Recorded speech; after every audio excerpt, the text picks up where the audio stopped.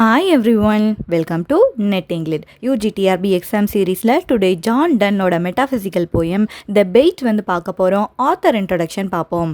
He was born in the year 1571 or 72 and he died in the year 1631. இவங்களோட birth பத்தின கரெக்டான information வந்து இல்லை. இவங்க வந்து இங்கிலீஷ் poet தான். இங்கிலாண்டில் தான் இவங்க வந்து இருந்திருக்காங்க.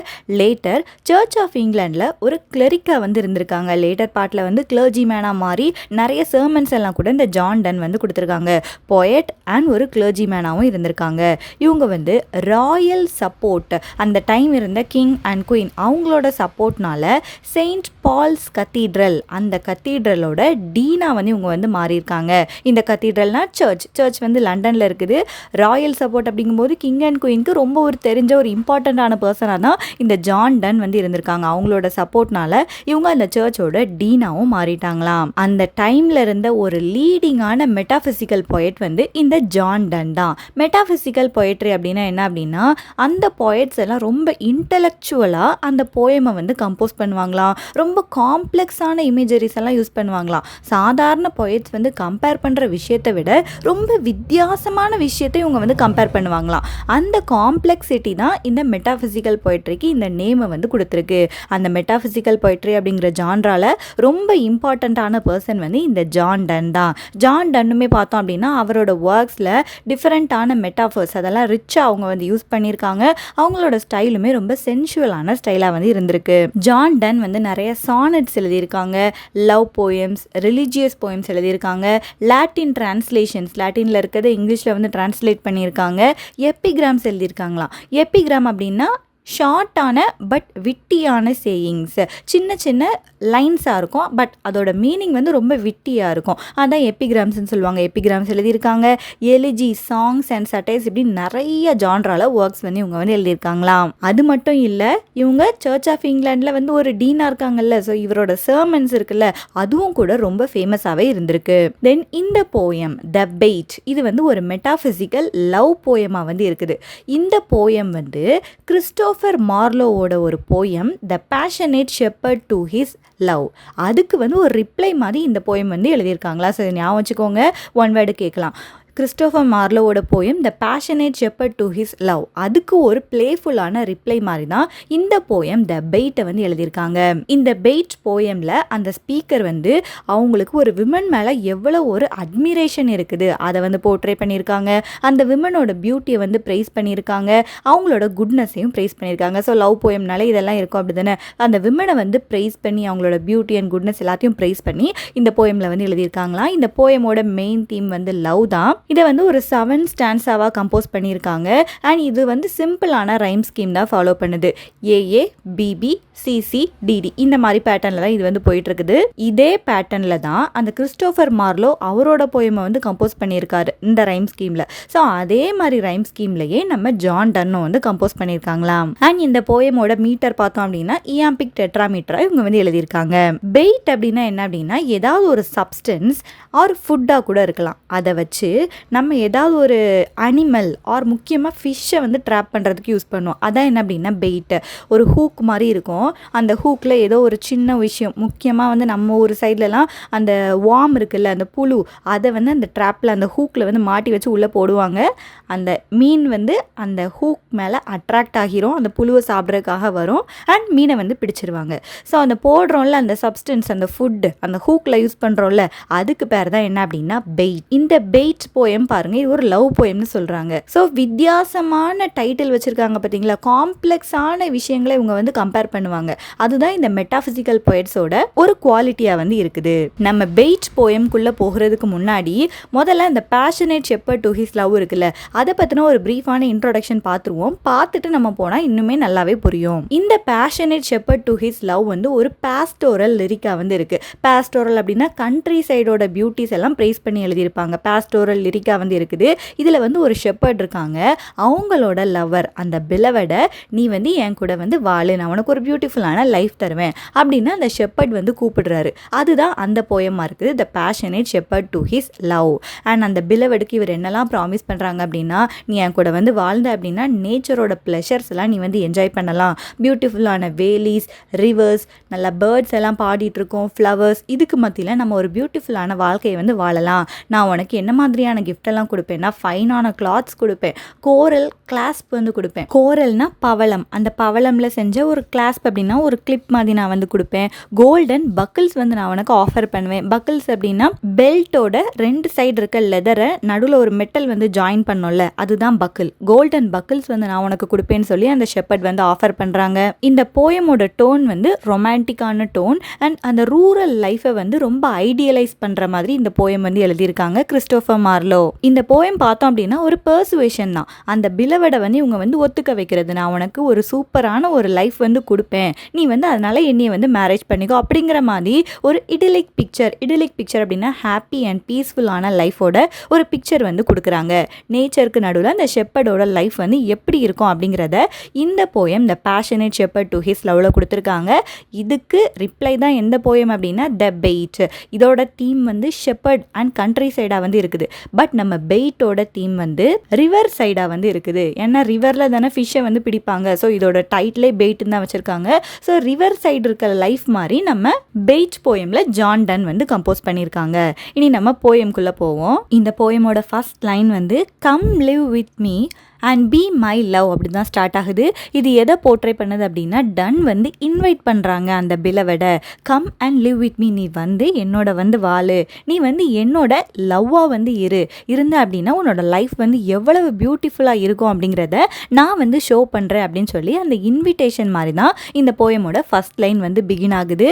அண்ட் இவங்க வந்து சேர்ந்து வாழும்போது என்னெல்லாம் ப்ளஷர் வந்து இருக்கும், அந்த ப்ளஷர்லாம் நான் உனக்கு இப்போ வந்து காட்டுறேன் அப்படிங்கிற மாதிரி சொல்கிறாரு.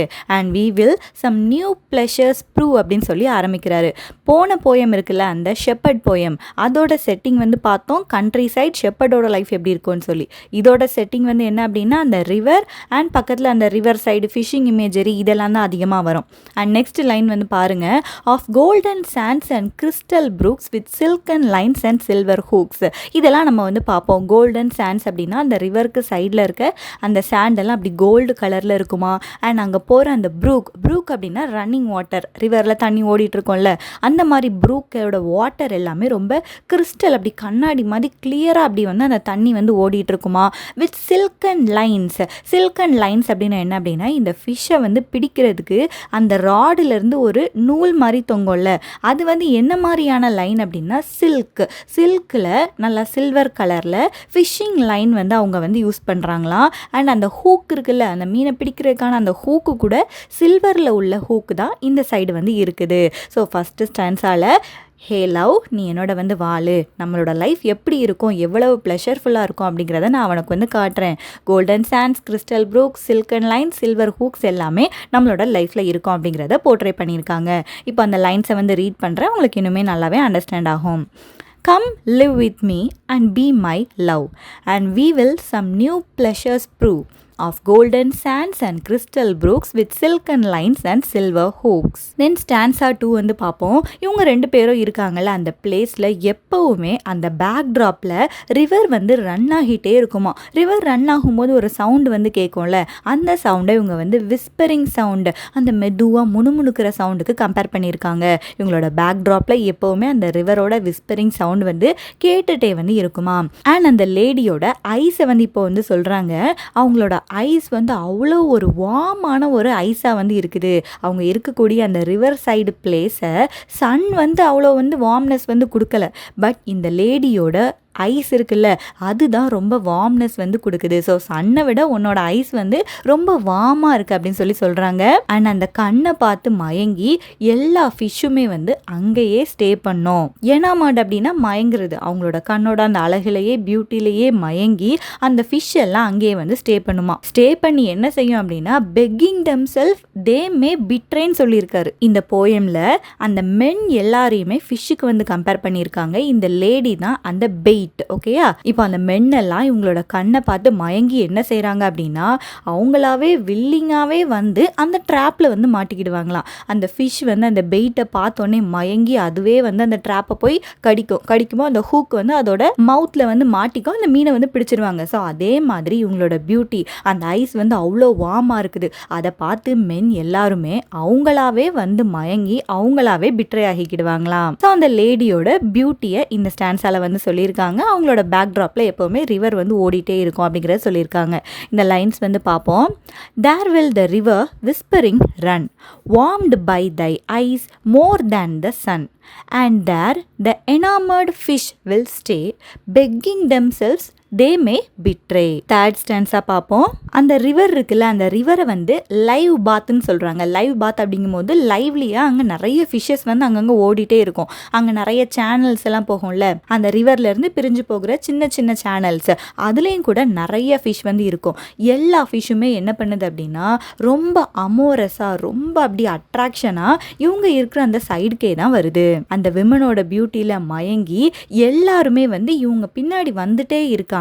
அண்ட் இதுலயும் லாஸ்ட் லைன் பாருங்க, gladder to catch thee than thou him அப்படின்னா என்ன அப்படின்னா, நம்ம ஒரு தூண்டில்ல போடுறோம், ஒரு பெயிட்டை போடுறோம் அப்படின்னா நம்ம தானே ரொம்ப ஆசைப்பட்டு இருப்போம் மீன் வந்து மாட்டணும் அப்படின்னு சொல்லிட்டு.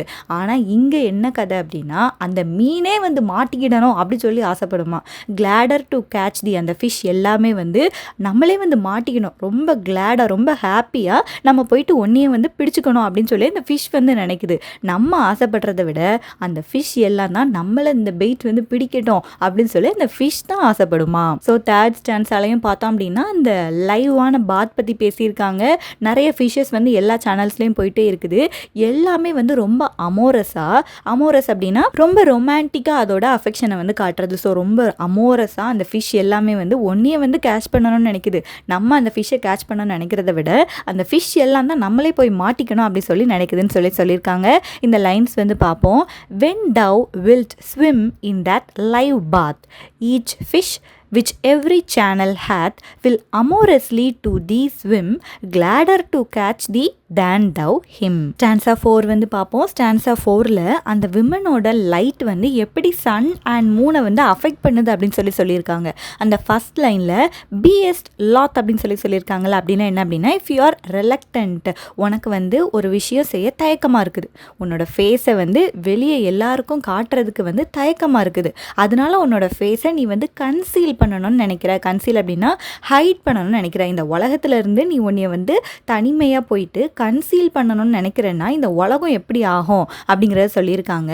சன் அண்ட் மூன் அந்த ரெண்டுமே லைட் கொடுக்கும். But at the same time நீ வந்து ஹைட் பண்ணணும்னு நினச்ச அப்படின்னா சன் அண்ட் மூன் ரெண்டுமே டார்க் ஆகிரும்னு சொல்லியிருக்காரு. எக்லிப்ஸ் எல்லாம் வரும்ல, கிரகணம்லாம் வரும்போது அந்த சன்னோட லைட்டே அப்படி வந்து மறைஞ்சு போயிடும். ஸோ அதே மாதிரி தான் நீ கன்சீல் ஆகணும்னு நினச்ச, இந்த உலகத்தில் யாருமே நீ பார்க்க வேண்டாம்னு சொல்லி நீ மறைஞ்சிட்ட அப்படின்னா சன் அண்ட் மூனோட லைட் கூட இந்த உலகத்துக்கு கிடைக்காம டார்க் ஆகிரும் அப்படி சொல்லி ஒரு இமேஜரி வந்து கொடுத்துருக்காங்க. ஆனால் நான் வந்து அப்படி கிடையாது. நான் வந்து ஒரு லக்கியான ஒரு பர்சன். ஏன்னா எனக்கு சன் அண்ட் மூனோட லைட் வந்து தேவை கிடையாது. ஏன்னா உன்னோட லைட்டே வந்து அதிகமாக இருக்குது, நீயே ஒரு சோர்ஸ் ஆஃப் லைட்டாக தான் இருக்க. ஸோ எனக்கு சன் மூனோட லைட் வந்து தேவை கிடையாது, நீ என் பக்கத்தில் இருந்தால் அதுவே போதும் அப்படிங்கிற மாதிரி சொல்லியிருக்காங்க. இந்த லைன்ஸ் வந்து பார்ப்போம்.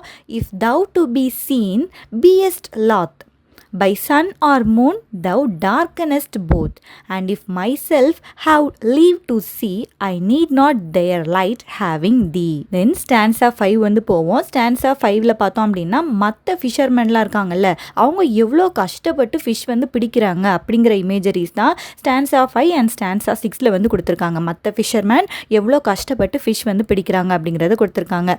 நிறைய ஃபிஷர்மேன் எல்லாமே வந்து அப்படியே ஃப்ரீஸ் ஆகிடுவாங்களாம். ஃப்ரீஸ் அப்படின்னா அப்படியே அசையாமல் நின்றுட்டே இருக்கணும்ல. ஃபிஷிங் வந்து ஒரு லெபோரியஸ் டாஸ்கில் அவங்க வந்து கையில் அந்த ஆங்கிள் ரீட் வந்து வச்சுருப்பாங்க, ஒரு ராட் மாதிரி வச்சுட்டு ஃபிஷ் பண்ணுவாங்கல்ல. ஸோ அதை அப்படியே கையில் வச்சுட்டு அப்படியே ஃப்ரீஸ் ஆகி நின்றுட்டே இருப்பாங்களாம். அவங்க நிற்கக்கூடிய அந்த ரிவர் சைட்லாம் இருக்குல்ல, அந்த ரிவர் சைடில் நிறைய ஷெல்ஸ் எல்லாம் இருக்கும், அந்த சிப்பிகள்லாம் இருக்கும். அண்ட் ரிவர்க்குள்ளேயும் பார்த்தோம் அப்படின்னா நிறைய வீட்ஸ் எல்லாம் வந்து முளைச்சிருக்கும், நிறைய பாசி மாதிரிலாம் முளைச்சிருக்கும்ல. இது எல்லாமே வந்து ரிவர் சைடில் இருக்கும். ஸோ அவங்க நின்றுட்டு பிடிச்சிட்டே இருக்கும்போது அவங்களோட லெக்ஸில் அந்த ஷெல்ஸ் எல்லாம் கட் பண்ணும், அந்த வீட்ஸ் எல்லாம் காலில் வந்து பிடிச்சிக்கும், அந்த பாசியெல்லாம் பிடிச்சிக்கும். ஸோ அவங்க ரொம்ப கஷ்டப்பட்டு அவங்க வந்து ஃபிஷ் பண்ணுறாங்க. இவங்க எப்படியெல்லாம் ஃபிஷ் பண்ணுறாங்க அப்படின்னா ரொம்ப ட்ரெச்சரஸான வே. ட்ரெச்சரஸ் அப்படின்னா ரொம்ப டிசீட்ஃபுல் வே, ஏமாத்துற வேலை. அந்த ஃபிஷ்ஷை என்ன பண்ணுறாங்க அப்படின்னா அவங்க ஸ்னார் வச்சு பிடிக்கிறாங்களாம் அண்ட் விண்டோவி நெட் வந்து பிடிக்கிறாங்களாம். ஸ்னார் அப்படின்னா என்ன அப்படின்னா ஒரு கயிறு, அந்த கயிறில் வந்து ஒரு முடிச்சு மாதிரி இருக்கும். அந்த முடிச்சுக்குள்ளே மீன் போய் மாட்டிக்கிச்சு அப்படின்னா அந்த முடிச்சு வந்து இறுக்கி அதை வந்து வெளியே பிடிச்சு இழுத்துடலாம். ஸோ அந்த ட்ராப்புக்கு பேர் தான் என்ன அப்படின்னா ஸ்னேர் அப்படிங்கிற ஒரு ட்ராப். அண்ட் அதுக்கப்புறம் விண்டோஸ் மாதிரி அப்படி இருக்கிற இந்த நெட் இருக்குல்ல, நெட்டை போட்டு பிடிப்பாங்களா. ஸோ இந்த மாதிரியான ட்ரெச்சரஸான வே எல்லாம் வச்சு கஷ்டப்பட்டு அந்த ஃபிஷ்ஷை வந்து பிடிக்கிறாங்க மற்ற ஃபிஷர்மேன். ஓகேயா, இந்த லைன்ஸ் வந்து பார்ப்போம். Let others freeze with angling reeds and cut their legs with shells and weeds or treacherously poor fish beset with strangling snare or windowy net. Then stanza 6 பார்ப்போம். இதுலேயும் மற்ற ஃபிஷர்மேன் எப்படி கஷ்டப்பட்டு ஃபிஷ் பிடிக்கிறாங்க அதை தான் வந்து கொடுத்துருக்காங்க. மற்ற ஃபிஷர்மேன் எல்லாமே அவங்களோட கோர்ஸான போல்டான ஹேண்ட்ஸ் வச்சுருப்பாங்களாம். அவங்களோட ஹேண்ட்ஸ் எல்லாம் ஃபிஷ் பண்ணி நல்ல போல்டான ஹேண்ட்ஸாக வந்து மாறிடுமா. இவங்க என்ன பண்ணுறாங்க அப்படின்னா அந்த ஃபிஷ் வந்து ஏதாவது ஒரு பிளேஸில் போயிட்டு ஹைட் பண்ணி இருக்குமா. அதோட ஸ்லைமி நெஸ்ட் அப்படின்னா ஏதாவது ஒரு பிளேஸ் கீழே அந்த பாசிகள்லாம் இருக்கும்ல, சின்ன செடியாக இருக்கலாம், பாறைகளாக இருக்கலாம், அந்த நெஸ்ட் அப்படின்னா அந்த ஃபிஷ்ஷோட ஷெல்டர் மாதிரி சொல்லியிருக்காங்க. அங்கே போயிட்டு அந்த ஃபிஷ் வந்து எம்பெட் ஆகி இருக்குமா. இவங்க வந்து அந்த பிளேஸ்க்கு போயிட்டு அந்த ஃபிஷ் கூட சேர்ந்து ரெஸ்லிங் பண்ணுற மாதிரி கஷ்டப்பட்டு அந்த ஃபிஷ்ஷை வந்து பிடிக்கிறாங்களாம். இன்னொரு வேயும் இப்போ என்ன வச்சுருக்காங்க அப்படின்னா ஃபிஷ்ஷிங் பண்ணுறதுக்கு கியூரியஸ் ட்ரைட்டர்ஸ்ன்னு சொல்கிறாங்க. கியூரியஸ் ஏமாத்துக்காரங்க மாதிரி ஒரு ட்ரிக் வந்து வச்சிருக்காங்களாம். அந்த ட்ரிக் தான் என்ன அப்படின்னா ஸ்லீவ் சில்க் ஃப்ளைஸ். இது என்ன அப்படின்னா ஆர்டிஃபிஷியலான ஒரு பெயிட்.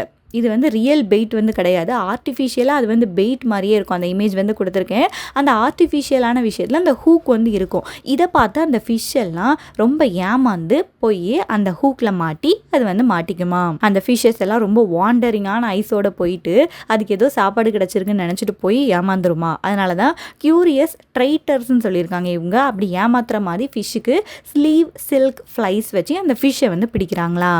ஸோ இந்த ஸ்டான்ஸால் பார்த்தோம் அப்படின்னா அவங்களோட கோர்ஸான ஹேண்டை வச்சுட்டு அந்த ஃபிஷ் வந்து அதோட ஃப்ளோரில் கூட எம்பெட் ஆகி அந்த நெஸ்ட்டில் போய் ஒளிஞ்சிருக்க மாதிரி இருந்தாலும் கூட அதை கஷ்டப்பட்டு ரெஸ்லிங் பண்ணுற மாதிரி பண்ணி அந்த ஃபிஷ்ஷை வந்து பிடிச்சிடுறாங்க. இன்னொரு புதுசான வே என்ன அப்படின்னா ஸ்லீவ் சில்க் ஃப்ளைஸ், அதை வச்சு ஃபிஷ்ஷை வந்து ஏமாற்றி அவங்க வந்து பிடிச்சிடுறாங்க. இந்த லைன்ஸ் வந்து பார்ப்போம். Let coarse bold hands from slimy nest the baited fish in banks out rest or curious traitors sleeve silk flies bewitch poor fishes wandering eyes. Then last stanzaல என்ன சொல்றாங்க அப்படின்னா இப்படி இந்த மற்ற ஃபிஷர்மேன்லாம் இவ்வளோ கஷ்டப்பட்டு ஃபிஷ் வந்து பிடிக்கிறாங்க, பட் அதெல்லாம் உனக்கு வந்து தேவையில்லை அப்படிங்கிற மாதிரி சொல்கிறாங்க. இந்த விமனை தானே பெயிட் கூட கம்பேர் பண்ணியிருக்காங்க. ஸோ அதனால் அவங்களும் அவ்வளோ கஷ்டப்பட்டு மீன் பிடிக்கிறாங்க. ஆனால் மீன் எல்லாமே நீ இருக்க அப்படின்னா ஒன்றையவே தேடி வந்துடும். அதை தான் இந்த ஸ்டான்ஸால் வந்து கொடுத்துருக்காங்க. உனக்கு வந்து இந்த மாதிரி டிசீட்ஃபுல்லான வேஸ் எல்லாமே வந்து நீட் வந்து கிடையாது. டிசீட்ஃபுல் அப்படின்னா ஃபிஷ்ஷை வந்து ஏமாற்றக்கூடிய நீட் எல்லாமே தேவை வந்து கிடையாது. ஏன்னா ஒன்றை பொறுத்த வரைக்கும் அதில் நீ தான் அந்த பெயிட்டே. ஒன்றைய பார்த்த உடனே அந்த ஃபிஷ் எல்லாமே வந்து தன்னாலேயே வந்து மாட்டிக்குமா. அப்படி ஏதாவது மாட்டாமல் இருந்துச்சு அப்படின்னா அது வந்து ரொம்ப ஒரு வயசான ஒரு ஃபிஷ்ன்னு சொல்கிறாங்க. இது வந்து ஹிட்டனாக மேனை வந்து சொல்கிறாங்க. எல்லா மேனுமே வந்து உன்னைய பார்த்து உன்னை பின்னாடி வந்து அட்ராக்ஷன் ஆகி வந்துடுவாங்க. அப்படி யாராவது ஒருத்தர் வந்து ரெசிஸ்ட் பண்ணி இருந்தாங்க அப்படின்னா அவன் தான் ரொம்ப வயசான மேனாக இருப்பான் அப்படின்னு சொல்லி அர்த்தம். ஆனால் பாவம் நான் அந்த வயசான மேன் வந்து கிடையாது. அந்த லாஸ்ட் லைன் இதுதான் போர்ட்ரே பண்ணியிருக்காங்க. அலாஸ் இஸ் வைசர் ஃபார் தேன் ஐ அப்படின்னு சொல்லி முடிச்சிருக்காங்க. அப்படின்னா இந்த லைனில் தான் அவங்களோட லவ்வை வந்து சொல்கிறாங்க.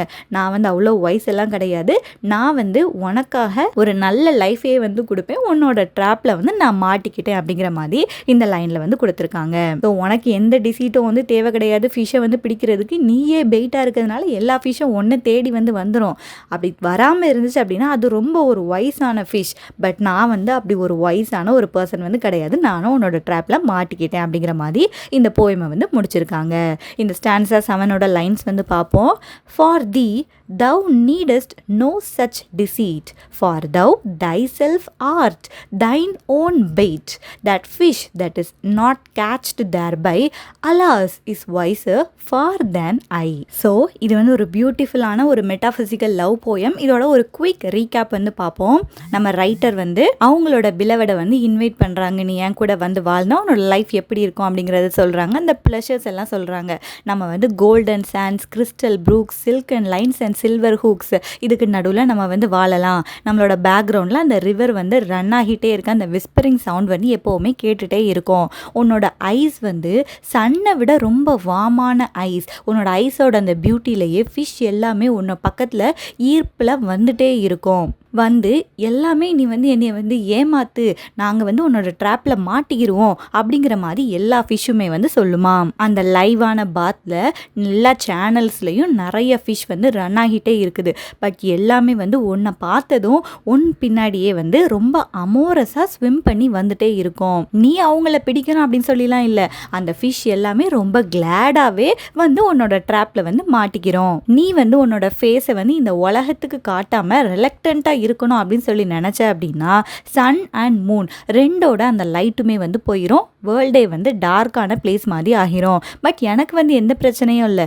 நீயே ஒரு சோர்ஸ் ஆஃப் லைட்டாக இருக்கிறதுனால எனக்கு எப்போவுமே லைட் வந்து இருந்துகிட்டே தான் இருக்கும். மற்ற ஃபிஷர்மேன்லாம் எவ்வளோ கஷ்டப்பட்டு மீன் பிடிக்கிறாங்க அப்படின்னா அந்த ஷெல்ஸ், அந்த வீட்ஸ் அதெல்லாம் அவங்களோட காலை வந்து கட் பண்ணிடும். அவங்க அப்படியே ஃப்ரீஸ் ஆகி நிற்கிற மாதிரி கையில் அந்த ஆங்கிள் பண்ணுற ராடை வச்சு நின்றுட்டே இருப்பாங்க. ஃபிஷ் எல்லாம் கஷ்டப்பட்டு ஏமாற்றி ஸ்னார் வச்சியோ இல்லைனா வினோவி நெட் வச்சியோ அவங்க வந்து பிடிப்பாங்களாம். இன்னொரு டெக்னிக்கும் இப்போ என்ன அப்படின்னா ஆர்டிஃபிஷியலான ஸ்லீவ் சில்க் ஃப்ளைஸ் அதை வச்சு ஃபிஷ்ஷை வந்து ஏமாற்றி வந்து பிடிக்கிறாங்க. அந்த ஃபிஷ் வந்து அதோட நெஸ்ட்டில் போய் ஒளிஞ்சிருந்தா அதை கஷ்டப்பட்டு ரெசில் பண்ணி அவங்க வந்து பிடிக்கிறாங்க. பட் உனக்கு வந்து அதெல்லாம் தேவையே கிடையாது.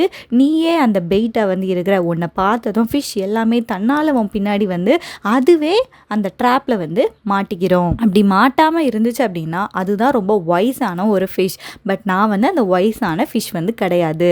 நான் வந்து உன்னோட அந்த ட்ராப்பில் வந்து மாட்டிக்கிட்டேன். ஃபிஷ் அப்படின்னா நம்ம அதர் மென்னை தான் சொல்கிறாங்க ஃபிஷ்ன்னு சொல்லிட்டு மெட்டாஃபரிக்கலாக. கடைசியாக அவரோட லவ்வை வந்து எக்ஸ்பிரஸ் பண்ணுறாங்க அப்படிங்கிற மாதிரி இந்த பெயிட் போயமை ஜான் டன் வந்து கம்போஸ் பண்ணியிருக்காங்க.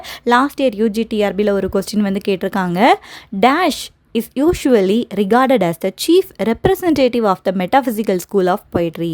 The options are Abraham Cowley, John Donne, Thomas Traherne and Grasha. The correct answer is John Donne. Metaphysical poetryலேயே ரொம்ப இம்பார்ட்டண்ட்டான ஃபிகர் வந்து ஜான் டன் தான், ஞாபகம் வச்சுக்கோங்க. And that's it for this lecture. We will meet in the next lecture. Thank you.